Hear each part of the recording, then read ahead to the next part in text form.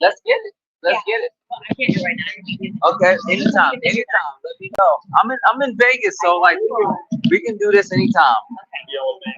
I'm happy for you. I know. Got your baby and everything. Yeah, yeah. So well, we can schedule something in between time and set up any place. Okay. Mic check, mic check. 212. It's Blair the Flair. We gonna do what it do. Oh, there we go. I hear you now. All right, I hear you now. Oh, All right, here you go. How you uh, doing, Blair? Welcome to Brunch Boxing. okay, okay. Brunch boxing, perfect. Blair the Flair's here. Never fear. Now, listen. The last time the majority of the audience saw you, you were knocking a tooth out of Adrian Broner's mouth, and probably the biggest victory of your career, man. What went into that fight, and how were you able to get the job done against the veteran Adrian Broner? Well, let's just really think about this in the sense of things. That was the biggest victory in the welterweight division in a long time, and it was extremely viral performance. I love the fact that like I was able to do exactly what I said I was going to do. I told you guys I wasn't going to knock him out. I just said, you know what, I'm gonna knock a tooth out. You know what I mean? And it happened. Um Looking forward into these fights, these possibilities, I think that the possibilities is endless. All Blair the Flair need is one chance, one opportunity, and I will strike with vengeance. Blair the Flair is coming back bigger and better than ever before. Now, there's been a lot of guys at 147 who, well, they're not calling your name now, but you got Alexis Rocha, you got guys like Rolly Romero. Obviously, tomorrow we're gonna have Manny Pacquiao and Mario Barrios. Who are the guys at 147 that you want to get into the ring with? All of them. Blair the Flair is the people's champion. I want all the fights that the people want. The Rolly Romero fight is huge. I mean, he gets his style and his skills from me. He gets his his appearance from me. I am the originator. And why not make the fight happen? I mean, it's going to be a great attraction, and I look forward to seeing what would happen in that ring. But also outside, just the promotion itself it can sell. The Broner fight, it was really based around the promotion not taking care of things the way they could, and also not locking down a an actual television company. That fight was huge. Yeah, absolutely. Now, are you still with Don King? No, Blair the Flair is a free agent looking to Oh, seize wow, any breaking and every news. opportunity. Oh, Absolutely. okay. Okay. Listen, I didn't know that. I assumed you were still with Don King. So for those out there who don't know, Blair the Flair Cobbs is a promotional free agent. Let's go. Absolutely. Promotional free agent and a highly charismatic character that will shock the world once again. Yeah, absolutely, man. Now, up until this last fight, what's been like your proudest moment of your career, like your best fight in your estimation? um my biggest fight was my first breakthrough fight where I was a 16-1 underdog. My team was on shaky legs to such a degree where I had to get rid of my trainer because he didn't believe in me, and I fought with the new trainer with only 2 weeks of training together, Wow. and seized an opportunity with this guy that was considered a big fighter at the time, um, managed by Ronda Rousey, in front of a sold out Armenian crowd in the Avalon Center. The opponent was Ferdinand Karubian, an undefeated Olympian that was looking to just basically get me knocked off. Golden Boy thought I'd get knocked out and it'd be a really good, easy fight for him, and it didn't go the way they planned. Now you've had some really good and interesting fights on Golden Boy. Why didn't that situation like continue to work out? Because it seemed like you were one of the few guys that they had that I, at least in my estimation, was a sellable fighter. Because I am the people's champion. I've grown through the fire. I've built myself through the fire by myself with the fans. I built what we consider an actual brand. And the thing is, um, I just kept winning, and that was the problem. I kept winning, and that was the problem. And becoming more and more of a threat to all of Godamoy's stable.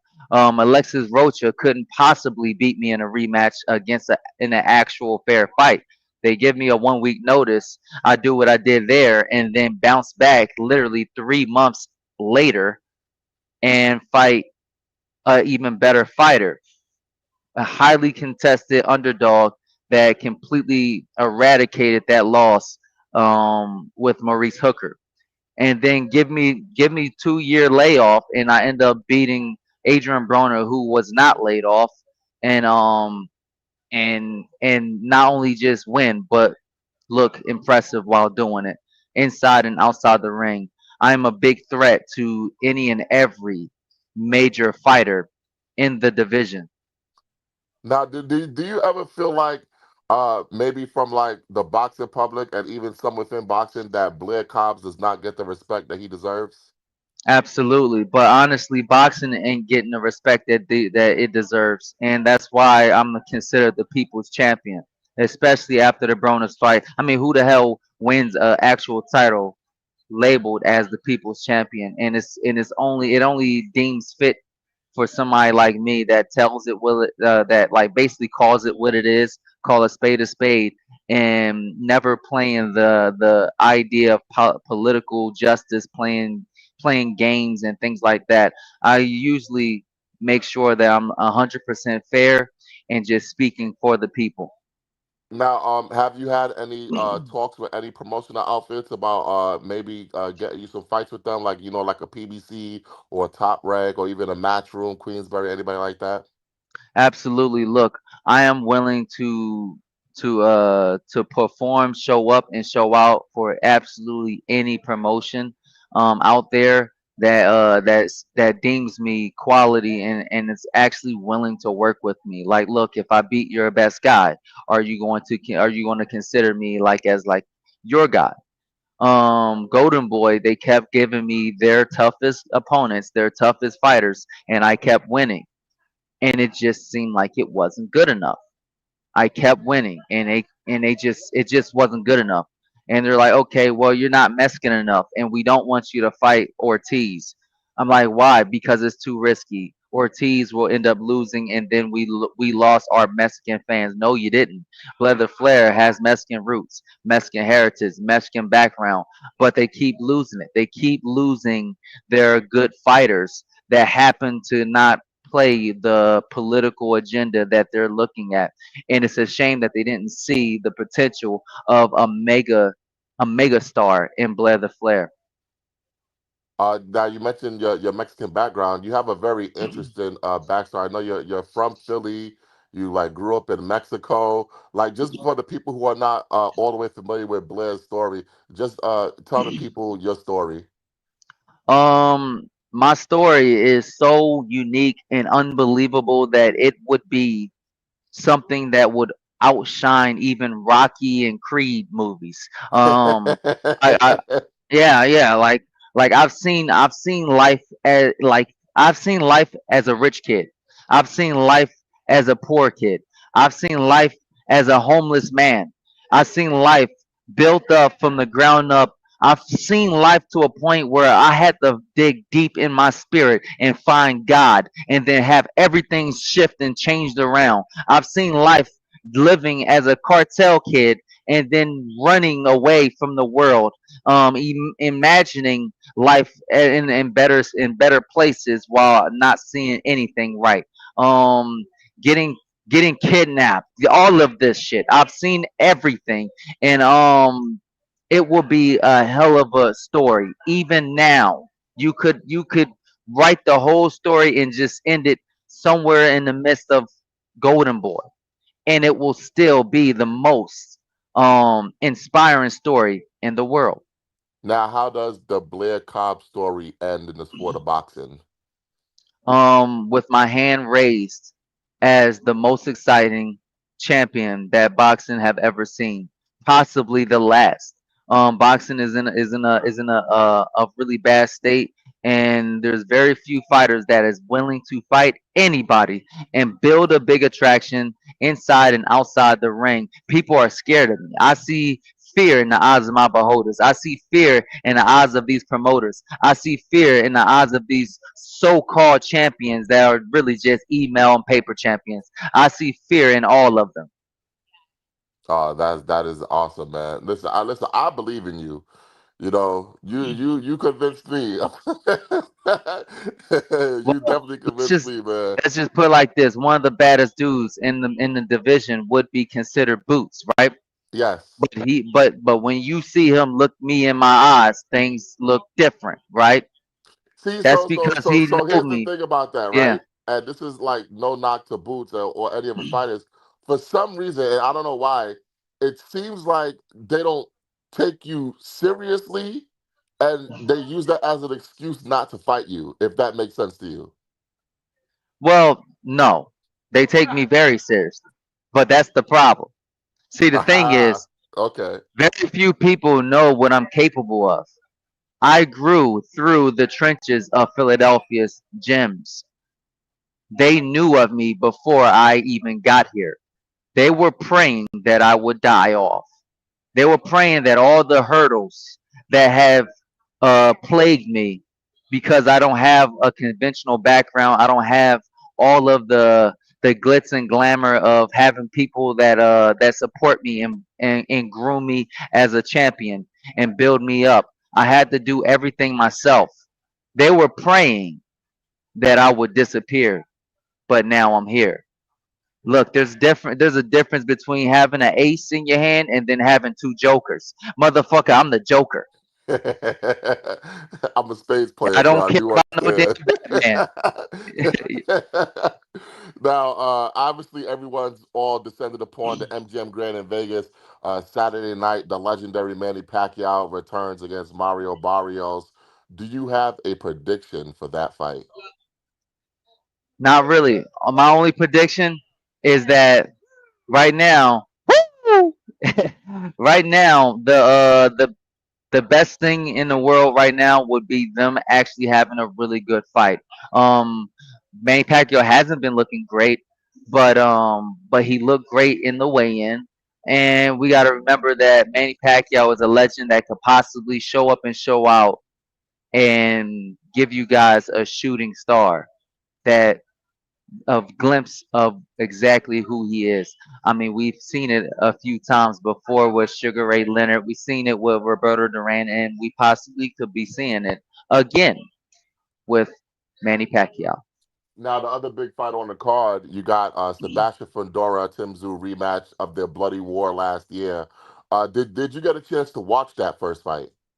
Absolutely, we all saw that fight because it was very concerning. Somebody like this being so close to my weight class, nonetheless, Hey, listen, and being so tall, unbelievably tall. Matter of fact, that don't make any sense at all. He's like broke the realms of physicality. I like, yeah.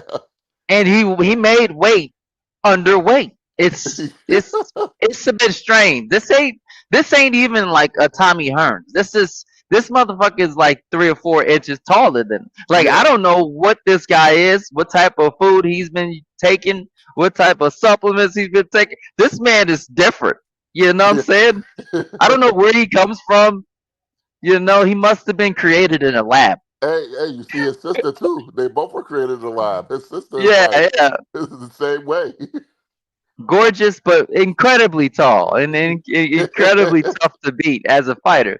Yes, absolutely, absolutely. What's your prediction for their fight on Saturday? Man, I just think that Pandora is such a unbelievable task that only people in the that breaks the realms of like of structure can beat somebody like Fundora. You'll have like people like me. You have to have somebody that's kind of like a freak of nature, highly creative, that kind of breaks the boundaries of a conventional mold to beat somebody like Fundora. I would wager somebody like me, Keith Thurman, would be able to beat somebody like Fundora. You have to have somebody that breaks the realms of everything. That's quirky, that's awkward, that's elusive, and that's creative in the ring. I just don't believe that Tim Zoo is that person. Okay, okay. Could you see yourself at 154? I mean, yeah, I think I can see myself at 54, given the right fight. Why not? Why not Keith Thurman? Why not make the big fight happen with Keith Thurman? Two highly promotable characters. Obviously, Keith would probably get a slight edge in the bets because Keith is Keith Thurman. He's one-time Keith Thurman. That's absolutely obliterated his last opponent. And then, Yeah. and not only that, he has a lot of skill, a lot of technique, and a lot of experience. But then you have the wild card, the Joker, and you don't know what's going to happen until it happens. It How seems like soon? the only person in the whole goddamn world would call a tooth, and it happens. Who does that? How soon can we see Blair Cobbs back in the ring? Hopefully, very soon. I'm always in shape, and I'm always ready. And look, I would love to fight in September against any top fighter in or around my division. Let's just make the fight happen. Yeah, I agree with it. Listen, man, I appreciate you for taking the time to join us, man. This has been a real treat for me, man. Like we're big fans of yours. We love what you do. We love the energy that you bring to the sport of boxing every single time, man. Can we just get a woo for the brunch boxing audience? Absolutely. Well, you're watching the Brunch Boxing, and you can check me out on Instagram, Twitter, Facebook at Blair the Flair for more exciting content. Official BlairTheFlair.com. Woo! Blair the Flair, the most exciting man in boxing. Let's go. That was Blair the Flair Cobbs, welterweight contender. God damn it, give that man a fight. Give that man a fight, ladies and gentlemen, please. Absolutely. I'm starving, baby. Let's get it. Let's get it.